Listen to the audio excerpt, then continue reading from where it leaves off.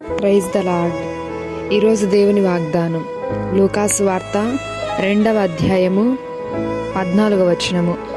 సర్వోన్నతమైన స్థలములలో దేవునికి మహిమయు, ఆయనకిష్టులైన మనుష్యులకు భూమి మీద సమాధానమును కలుగునుగాక.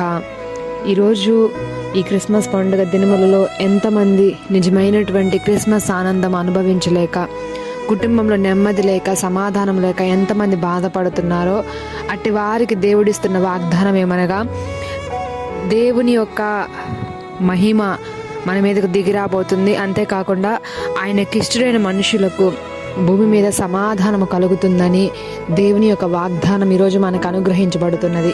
ఈ వాగ్దానం ఎత్తిపట్టి ప్రార్థిద్దాము.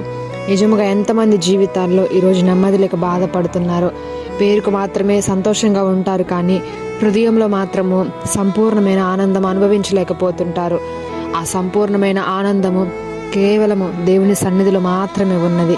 కాబట్టి ఈ క్రిస్మస్ పండుగ దినములలో నిజ క్రిస్మస్ ఆనందాన్ని నీ జీవితంలో అనుభవించులాగున ప్రార్థిద్దాము. హృదయపూర్వకంగా దేవుని ఆరాధించినప్పుడు తప్పకుండా ఆ క్రిస్మస్లో ఉన్నటువంటి సమాధానము, శాంతిని, నెమ్మదిని యేసు నామములో పరిశుద్ధాత్మ దేవుడు మనందరికీ కూడా దయచేయునుగాక. ఆమేన్.